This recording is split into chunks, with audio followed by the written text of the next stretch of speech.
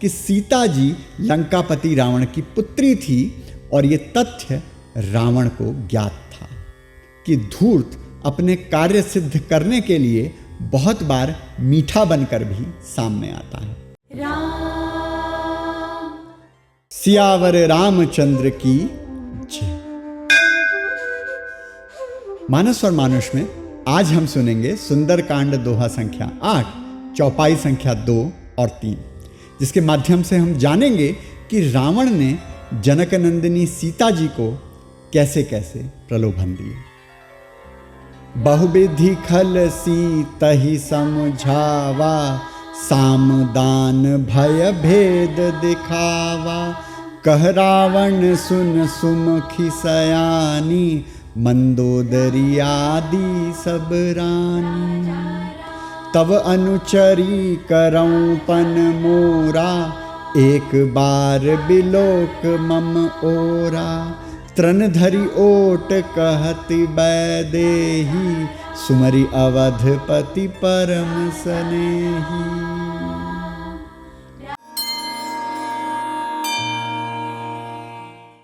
यदि आप बच्चों के साथ या बच्चों के सामने आज का व्याख्यान देख रहे हैं तो अनुरोध है कि इसे ना देखें, क्योंकि कुछ शब्दावली जो आज प्रयोग की गई है वो बच्चों के समक्ष सुनना उचित नहीं है। धन्यवाद। उत्तरार्ध में एक चर्चा का विषय रहा है कि वास्तविकता में तो रावण सीता जी के प्रति कोई दुर्भावना नहीं रखता था। उसने तो जानकी को स्पर्श भी नहीं किया, न शारीरिक रूप से न मानसिक रूप से। वो तो बाद में गोस्वामी तुलसीदास जी इत्यादि ने अपने काल परिस्थिति के अनुसार एक खलनायक के सर्वमान्य मापदंडों के अनुरूप अपनी कल्पना को उड़ान देते हुए ऐसे प्रसंग लिख दिए थे जिससे रावण को व्यभिचारी प्रदर्शित कर दिया गया था। उत्तरार्ध के कुछ ग्रंथों में तो यहाँ तक कहा गया कि सीता जी लंकापति रावण की पुत्री थी और ये तथ्य रावण को ज्ञात था। सत्य क्या है, इसे समझने के लिए हम वाल्मीकि रामायण से संदर्भ लेते हैं। वाल्मीकि रामायण के सुंदरकांड के 18वें सर्ग में 23वां श्लोक है, कामदर्प मदैर युक्तम जिह्म ताम्रा यतेषणम, समक्षम इव कंदर्पम अपविद्ध शरासनम। इसमें हनुमान जी ने जब अशोक वाटिका में छुपकर पहली बार रावण को देखा उसका वर्णन है। हनुमान जी ने रावण को देखा तो काम, दर्प और मद अर्थात कामना, घमंड और नशे से युक्त देखा।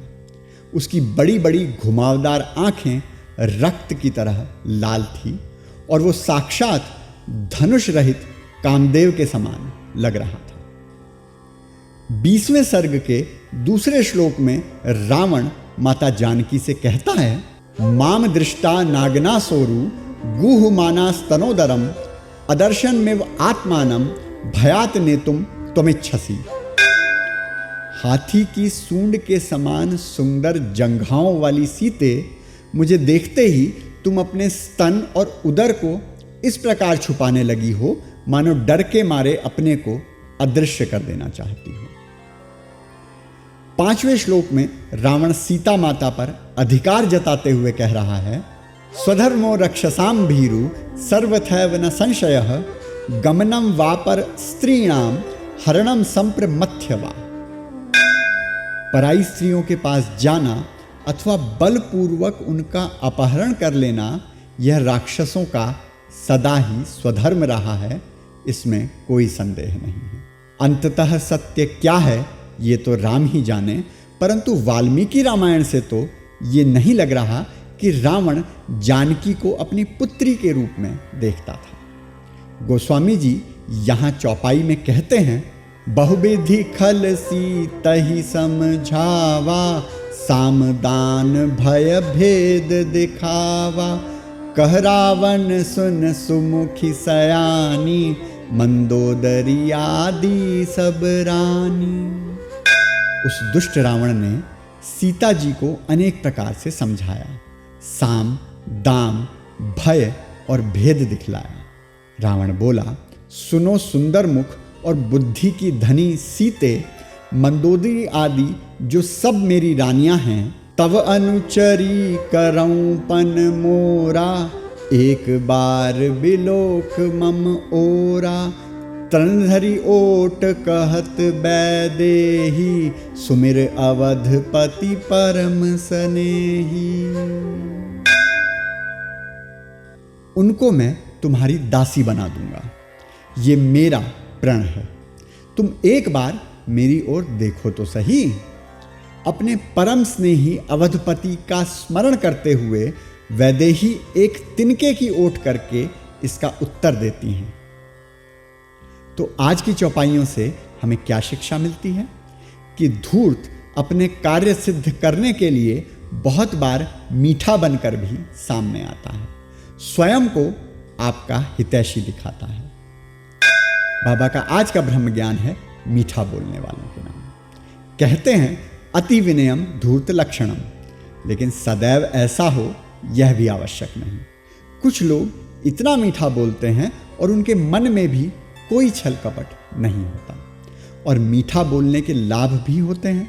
अब देखिए, त्योहारों के समय ट्रेन में कितनी भीड़ होती है कि लोग हाथापाई पर उतर आते हैं, लेकिन भारतीय रेल के एक कर्मचारी ने आकर प्रेम से बात की तो लोग तालियां बजाने लगे। समस्त यात्रीगण ध्यान दें, रेल प्रशासन आपका हार्दिक अभिनंदन एवं स्वागत करता है। यह पूरी गाड़ी अनरिजर्व है और समस्त यात्रियों से अनुरोध है कृपया अपने साथ अन्य यात्रियों को भी स्थान दें। ऊपर की सीटों पर भी 3-3, 4-4 यात्री एडजस्ट होकर बैठिए और नीचे की सीटों पर भी। सभी लोग अपना त्योहार और पर्व मनाने जा रहे हैं। हमारी हार्दिक इच्छा है कि आप लोग खुशी खुशी सकुशल अपने गंतव्य को प्रस्थान करें और सकुशल पहुंचे। हम ऐसी उम्मीद करते हैं कि पिछले वर्षों की भांति इस वर्ष आपकी छठ बहुत अच्छे से, बहुत बढ़िया से बने। जीवन का निष्कर्ष है, मन में भरता हर्ष है, सबके लिए आदर्श है, नर हो या हो नारी। तो बोलो मंगल भवन अमंगल हारी, द्रबहु सुदशरथ अजिर बिहारी।